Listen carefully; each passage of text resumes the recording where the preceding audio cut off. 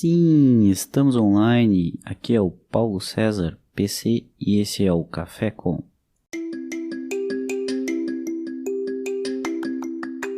Então hoje eu tô com o Vinícius Possobon Gorim, engenheiro eletricista, mestre em engenharia elétrica, doutorando em engenharia elétrica.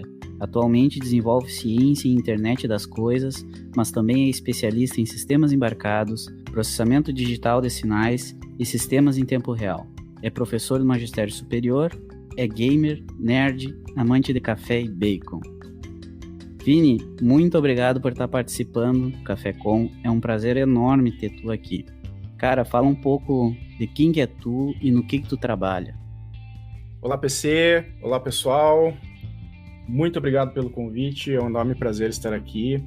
Gostaria de começar falando, PC, que café é sem açúcar, tá? Certamente. É sem açúcar. Bom, eu sou engenheiro eletricista, né? Mas, na verdade, eu puxei a minha formação para esse lado de docência. E, como eu gosto de falar para meus alunos, eu sou engenheiro da computação enrustido, tá? Traidor. Traidor. Então, eu sempre gostei muito dessa área da computação e sempre puxei a minha formação para essa parte de sistemas inteligentes, internet das coisas, que é uma área comum aí entre computação e elétrica, né? E essa parte de programação também, e aí eu ministro disciplinas nessa área, no ensino presencial e no ensino à distância também. Uhum. Mas me fala uma coisa, Vini, como que surgiu o teu interesse pela engenharia elétrica? Como que tu acabou caindo nesse curso? Então, engenharia elétrica, né? Na verdade, eu diria que primeiramente surgiu aquele interesse por tecnologia, né, PC? Eu sou um cara que sempre gostei muito de coisas nerds aí, né? E talvez o meu principal interesse nerd sempre foram os games, né? Jogar videogame, jogar no computador, usar o computador, você ficar no computador o dia inteiro, mesmo numa época onde tinha internet de escada e não podia fazer isso, né? Mas a gente ficava. Então eu sempre gostei muito dessa parte de tecnologia. E uma coisa talvez leve a outra, né? Então eu sempre, ali na adolescência, eu pensava, poxa, um dia talvez eu possa estar desenvolvendo esse videogame, possa estar projetando esse computador, ou possa estar desenvolvendo esse software, esse game, né? Isso sempre me atraiu muito. Mas, claro, eu nunca soube que eu realmente queria fazer engenharia elétrica. Na verdade, como eu falei antes, né? Eu sou engenheiro da computação enrustido, então eu pensava que eu ia fazer engenharia da computação, na verdade. Só que na Universidade Federal, onde eu prestei o vestibular, a gente não existia ainda, né, engenharia da computação lá. E eu investiguei a área e pensei, poxa, por que não fazer engenharia elétrica, né? A gente tem hoje no Brasil aí os cursos de engenharia, onde a engenharia elétrica é uma das engenharias mães, né? E a engenharia da computação é um braço da engenharia elétrica. Então, pensei, poxa, eu vou fazer engenharia elétrica e aí eu vou puxar minha formação mais para essas aptidões aí que eu gosto. E por sorte deu certo, né? Certamente. É isso que tu falou, a engenharia elétrica ela é muito ampla a formação, né? Tão ampla que tu pode atrapalhar desde a parte de geração e distribuição de energia elétrica até a parte de sistemas embarcados, né, velho? É muita coisa mesmo. E aí gera os problemas, né? Que eu, por exemplo, hoje tenho uma certa repulsão aí a algumas áreas da engenharia elétrica, como sistemas de potência, por exemplo. Mas tudo bem, né? Cada um tem as áreas que gosta e as que não gosta. Tem as preferências, né, que acaba desenvolvendo. Muito bem. Nesse sentido, Vini, quando tu entrou no curso, tu acha que tu teve tuas expectativas alcançadas durante a graduação ou não? O que tu fala sobre isso? Bom, então, como nós estávamos falando, né, engenharia elétrica é esse curso bem amplo aí, né? Eu, felizmente, sempre tive aquele interesse de querer ir atrás das coisas logo cedo, né? Embora eu tenha cometido um erro, fica a dica aqui para o pessoal não cometer esse erro, quando você vai entrar num curso de graduação, tente conhecer ao máximo as áreas que tem nesse seu curso, né? E eu entrei na engenharia elétrica sem conhecer tanto assim o curso. Mas, por sorte, eu entrei logo no começo da engenharia, comecei a fazer projetos e trabalhos de pesquisa científica e eu descobri o que realmente era o curso, né? E aí eu consegui me apaixonar aí por algumas áreas, que são essas de sistemas inteligentes, que envolvem aí hardware, envolvem software, de uma maneira bem ampla, né? Então, até lembrando aqui de um momento, acho que na metade ali do curso, ali por 2013, 2012, tava saindo o filme do Thor nos cinemas, né? E aí eu lembro vividamente hoje que daí alguém na época, algum engenheiro de algum lugar do mundo, fez um projeto lá do martelo do Thor, não sei se você lembra, PC. Uhum. Fizeram um projeto lá eletrônico do martelo do Thor, projetaram ele, e aí só quem era digno, no caso o engenheiro, projetou, conseguia erguer o martelo, as outras pessoas não conseguiam, né?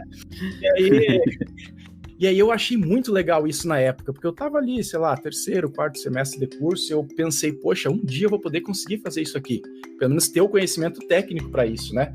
É claro, tô dando um exemplo aqui fora do mercado de trabalho, né? Mas ainda assim serve para você alimentar aquele seu desejo mais nerd, assim, né? Você consegue... É interessante isso, você percebe que você tem o conhecimento para fazer algo que você gosta muito, né? Então, respondendo a sua pergunta, sim, atende essas expectativas. Excelente. Isso que tu acabou falando, os pequenos estímulos que nos trazem e nos mantêm no curso, né? Uhum. A questão de poder montar um circuito que tu bate o olho e diz assim, isso aqui nunca vai virar um produto. Mas é Exato. Uma coisa que tu aplica um conhecimento e tu sabe explicar como funciona, tu sabe fazer, né? E é um circuito básico, aqueles faça você mesmo, mas são coisas que te instiga a curiosidade e aplicar o conhecimento para poder explicar aquilo, né?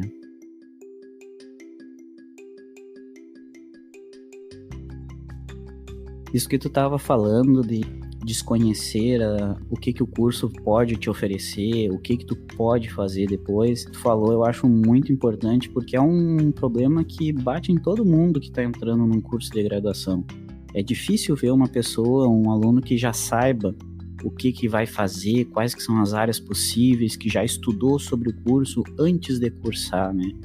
Muitas vezes a gente acaba indo no fluxo, indo sem saber o que nos espera, e a gente nem sabe quais as possibilidades, e isso vai ser apresentado para nós mais à frente, vai vindo conforme a gente vai amadurecendo no curso, né?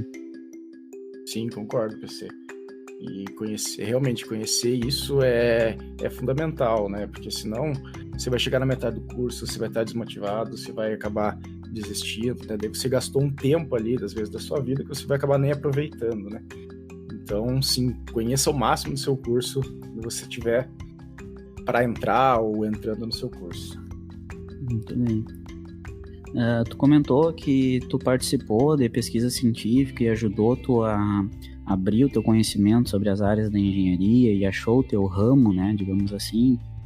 Mas hoje tu atua com disciplinas relacionadas a algoritmos e programação, basicamente, certo? Tu é professor dessas disciplinas. Mas me conta, como que tu acabou decidindo virar professor?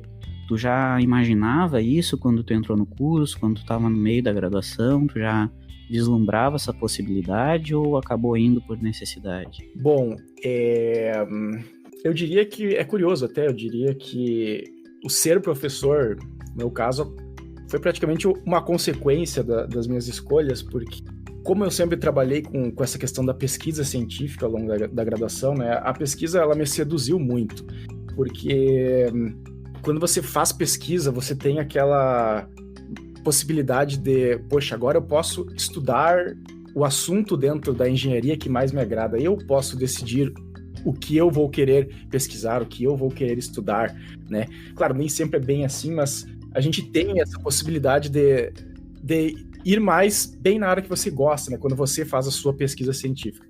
Isso sempre me seduziu. E a gente sabe, né, que no Brasil a gente não consegue desvincular o professor do pesquisador na maioria das vezes, né? Então você quer ser pesquisador, você acaba sendo professor também, né? Por consequência. Então, ser pesquisador sempre me agradou. E aí, como eu sabia desse quesito no Brasil, eu pensei, poxa, talvez eu vá ter que ser professor também, né? Só que nós sabemos que você ser pesquisador não implica em ser um bom professor, e vice-versa, né? E para mim, o que aconteceu foi o seguinte, PC. Eu sempre fui uma pessoa, alguns anos atrás, durante a minha graduação, né? Uma pessoa que era muito tímida, que tinha muita dificuldade em se comunicar.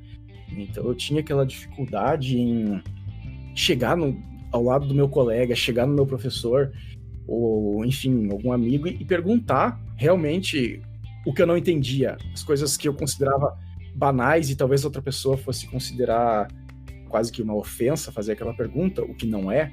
Eu tinha vergonha, né, de ir atrás dessas coisas. E quando você tem essa extrema dificuldade em se comunicar, e aí você virar professor, parecem coisas opostas, né? São extremos aí, né?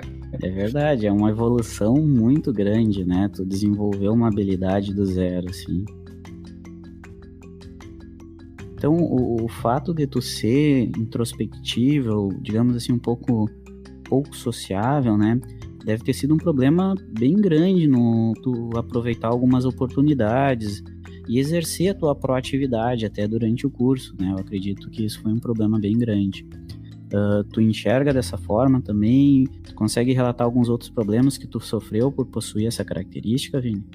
O fato de você ser, né, uma pessoa com essa dificuldade de comunicação, PC, para mim, pelo menos, gerava muito uma certa falta de confiança, né? Porque a partir do momento que você não pergunta o que você deveria saber, você não tira a sua dúvida, talvez, e você não estudou, não foi atrás o suficiente para compreender aquilo, você vai ficar com um lapso ali no seu conhecimento, né? E isso pode gerar alguns problemas para você, principalmente mais para o final de um curso, para uma entrada no mercado de trabalho, por exemplo, né? E eu sempre, por essas dificuldades que eu tinha, eu sempre achava que eu tinha uma falta de confiança, né? Eu sempre achava que eu não era bom o suficiente. E isso acabava me trazendo algumas barreiras, né?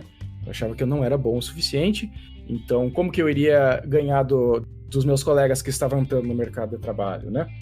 Porém, depois que você começa a ser inserido no mercado de trabalho, isso até fica como dica para o pessoal que faz engenharia de um modo geral, né, ou cursos de tecnologia, quando você está se formando, quando você está entrando no mercado de trabalho, a chance de você ter um pensamento como esse, do tipo, sou um profissional ruim, ou serei um profissional ruim, eu não sei nada, não é bem assim que as coisas funcionam, porque se você se dedicou ao longo do seu curso, se você se esforçou, você pode não ser a pessoa com maior detenção daquele conhecimento técnico, mas se você souber buscar, souber onde encontrar a informação, e tiver a vontade de fazer as coisas, né, aquela proatividade, você vai ter o sucesso, né? Então, é um pensamento que eu tinha muito na época, mas que aos poucos eu fui definhando ele, né? Essa falta de confiança aí. Uhum. Esse problema da falta de confiança, principalmente gerada por essa parte de ser tímido, de ser introvertido, enfim, a falta de confiança atinge várias pessoas e cada vez mais, né, a gente consegue perceber isso, que as dúvidas, que o problema no acúmulo do conhecimento começa a acumular tanto que chega um ponto que tu não consegue mais reverter isso, ou se torna muito difícil, né? E como tu falou, com certeza, mais adiante isso vai fazer falta, né? Embora o conhecimento técnico tu consiga agregar depois, mas o desenvolvimento de uma habilidade sociável, de trabalho em grupo, enfim, essas outras características não quantificáveis, acaba fazendo falta, né? E tudo é um processo, como tu falou, né? Tu vai desenvolvendo, tu vai polindo, tu vai treinando essa capacidade de interagir e a capacidade de se expressar, né? É tudo um processo que toma tempo, né? Nesse sentido, Vini, como que tu consegue caracterizar, se é que tu consegue de alguma forma, como que tu foi terminando com essa barreira, né? Tu buscou alguma ajuda, foi com um grupo de estudos? Como que tu acha que tu conseguiu vencer essa barreira de ser uma pessoa tímida para hoje se tornar um professor? O que aconteceu é que eu terminei minha graduação, eu realizei o meu mestrado, né? E eu entrei no doutorado. E aí, quando eu estava no começo ali do meu doutorado, eu comecei a buscar a docência, né? Comecei a buscar aí instituições para entrar como docente. E até aqui contando uma história, então, quando eu fui fazer uma seleção, né, para a instituição de ensino superior, em qualquer instituição que você vai fazer uma seleção, seja pública, seja privada, né, existe uma banca, né, PC? Existe uma banca onde uma banca avaliadora, outros professores vão avaliar você, a sua didática, a sua aula, né? E aí você vai lá dar aula para aquelas outras pessoas, né? Então imagina eu, com experiência quase zero, experiência muito pouca ali como docente, tímido pra caramba, porém dedicado. Eu sempre fui uma pessoa que, embora eu soubesse dessas minhas deficiências, né, de falar, eu sempre, poxa, eu sei que eu tenho essa deficiência, então eu vou praticar bastante antes, né? Então eu ia lá e praticava muito na minha casa, até eu conseguir dar a minha aula. Mas o mais curioso é que quando eu fui participar dessa seleção a qual eu fui admissionado aí, nem voz eu tinha, PC. Eu fui lá, dei a minha aula, não tinha experiência e eu não tinha voz, eu tava sem garganta, com dor na garganta, e eu não tinha voz. E eu dei a minha aula sem garganta, mas de alguma maneira eu consegui demonstrar ali a minha didática, eu consegui demonstrar ali o meu conhecimento. De alguma maneira eu consegui transparecer que eu estava calmo, né? E aí eu entrei. E aí o que aconteceu? Alguns dias depois, eu estava trabalhando, e aí na instituição, como a gente trabalha também com ensino EAD, né? A gente tem que, à distância, nós precisamos gravar vídeos. Aí o meu gestor, ele chegou assim, Vinícius, vai lá no estúdio, você tem que gravar um vídeo lá de uns 2 minutos para se apresentar. Fui lá no estúdio gravar esse vídeo, passei lá umas 2 horas, literalmente, para gravar um vídeo de 2 minutos. O que aconteceu? Não consegui gravar o vídeo. 2 horas para gravar um vídeo de 2 minutos, eu tinha minha colinha lá e não saiu. Por quê? Porque eu tava muito preso àquela cola que eu tinha ali, um papelzinho que eu ficava tentando meio que ler, me dava um branco e eu não sabia como proceder. E tinha outras pessoas ali ao meu redor também, né, que dificultavam um pouco. Bom, aí eu poderia ter simplesmente desistido, né, mas eu não podia fazer isso. Então o que eu fiz? No dia seguinte eu voltei lá naquele estúdio, pedi a chave lá e disse, vou ficar aqui praticando. E fui lá e fiquei praticando sozinho, até que saiu o vídeo. Até que saiu a gravação. E aí eu fui praticando sozinho, e fui produzindo outros vídeos, né? E aí, de uma hora para outra não, né? Mas com bastante prática, as coisas ficaram naturais, né? Então, infelizmente, eu não fiz nenhum curso de oratória, alguma coisa assim, mas é aquela história de que a prática leva, pelo menos, a gente a um nível padrão aí aceitável. Uhum. Eu gosto de comparar esse desenvolvimento de habilidade, né, que é a partir da insistência, a partir do treino, que nem jogar videogame, cara. Tu pega uma fase, pega o famoso Dark Souls aí, né, tu pega um videogame que tu não vai conseguir da primeira vez, tu não vai conseguir da segunda, mas a cada pouquinho tu vai aprendendo uma coisa, tu vai evoluindo, tu vai agregando, tu vai vencendo. E é uma evolução, né? Treino, tudo isso colabora, né? Cada vez tu vai agregar de alguma forma. Exatamente. Esses dias até eu tava rejogando aí o The Last of Us 1, né? Pra poder jogar o 2, que já saiu aí. Coisa linda. E que eu não joguei ainda por falta de tempo. Uhum. Mas, poxa, eu fiquei preso numa fase lá, fiquei horas tentando, não passei. No dia seguinte voltei, passei de primeira. É bem isso. É muito, né? Mas tá certo. Vini, tu trabalhou como aluno de iniciação científica, né? Como tu julga a importância dessa experiência na tua formação?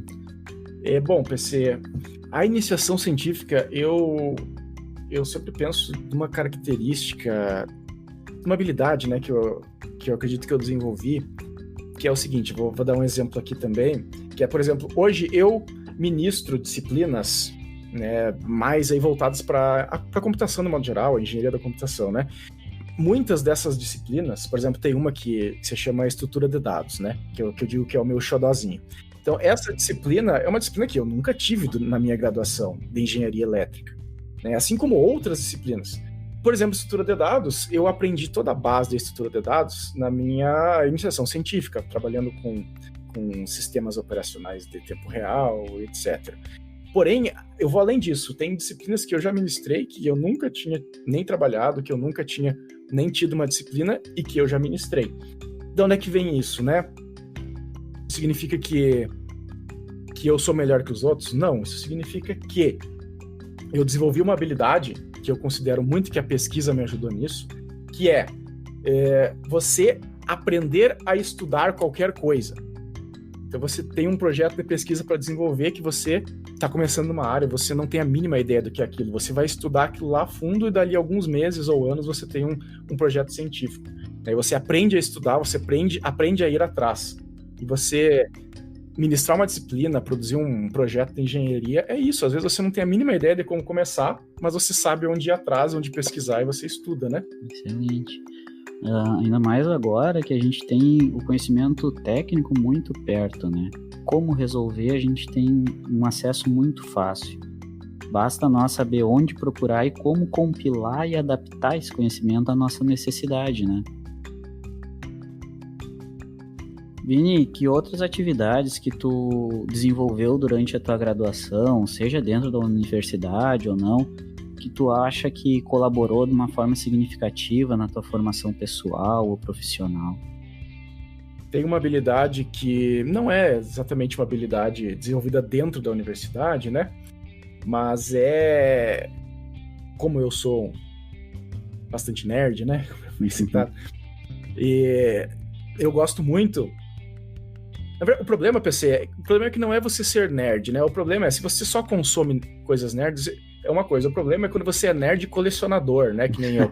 Aí você precisa daqui a pouco de um container para alugar um container para armazenar as coisas da sua casa.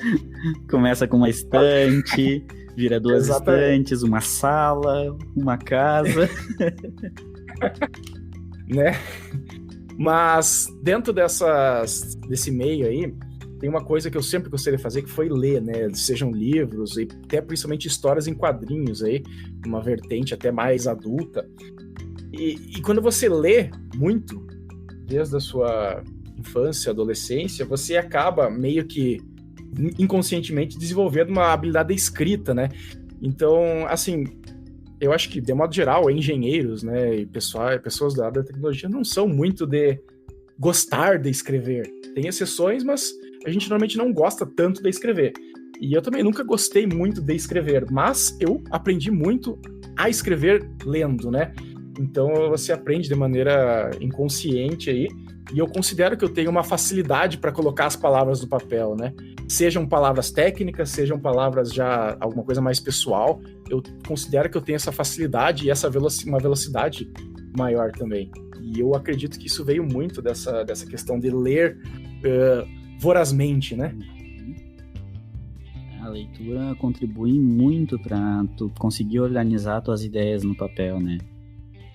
Tem que se ligar que tu quando pensa algo é uma forma, mas quando tu tem que explicar isso para alguém tem que ler teu reporte depois, alguém tem que entender o que tu tá pensando, é diferente. E a leitura certamente contribui muito para isso. E qualquer nível de leitura, né? A questão que a gente está falando aqui é estruturar ideias, é saber se expressar, né? E Vini, durante a graduação, tu chegou em algum momento, pensou em abandonar o curso, trocar de curso ou desistir desse meio? Bom, PC, na verdade eu nunca pensei assim, em realmente desistir da graduação, né?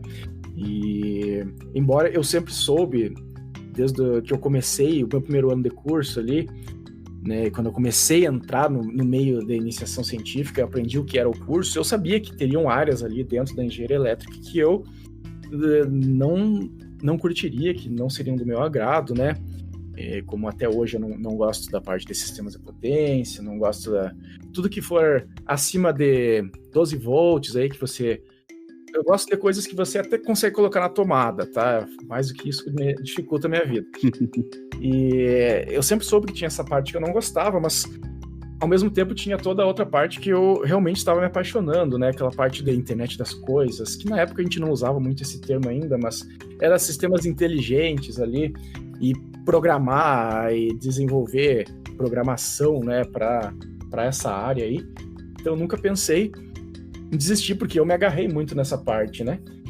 Mas claro, a gente sempre tem aquela questão de que você se considera não uma pessoa boa o suficiente para estar colando o grau de engenharia, né? Então você pensa que talvez você deveria ter tomado um outro caminho, só que daí no decorrer da sua experiência você vai adquirindo experiência e você vai percebendo que não necessariamente se você se esforça, se você vai atrás, você não precisa ser aquele aluno nota 10, mas se você é alguém que realmente se esforça, você sabe depois onde buscar novamente as informações e desenvolver o seu bom trabalho. Muito bom. Então, Vini, já que tu é um grande consumidor de cultura e o que tu tem de dica para nós? O que tu tá consumindo ultimamente? O que tu acha que é importante para nossos alunos aí de graduação consumirem também? Vou dar uma dica aqui, então. Não é uma dica da área, mas é uma dica extremamente atual, um assunto que está extremamente 2020 aí.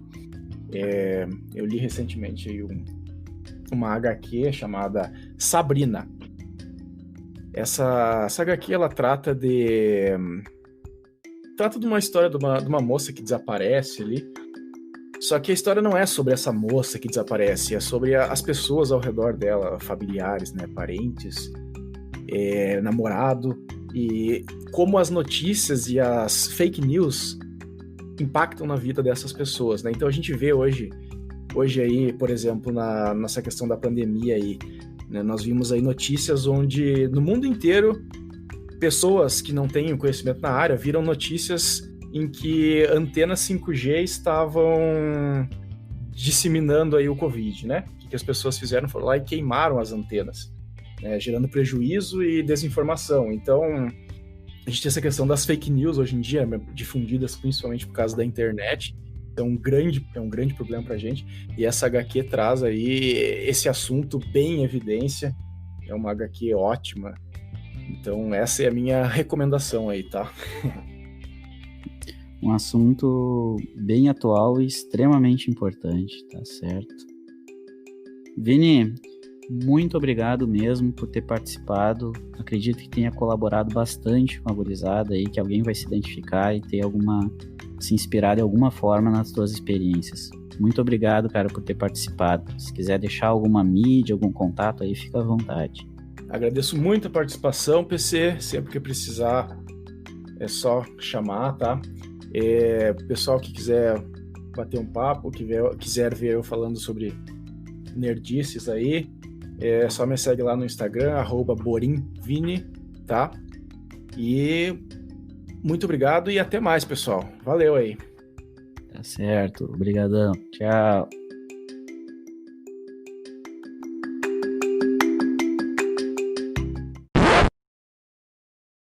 Esse limite de tensão e potência de trabalhar também eu tenho bem claro na minha cabeça, assim. Eu gosto de coisas acima de milivolts, até no máximo 1 kV e menos de 500 watts. Essa é a minha área. Nossa, tá bem limitado. Sabe Eu bem. gosto de eletrônica de potência de fontes chaveadas, tá ligado? Eu não gosto de acima de quilowatt e eu não gosto de raiz de 3 também.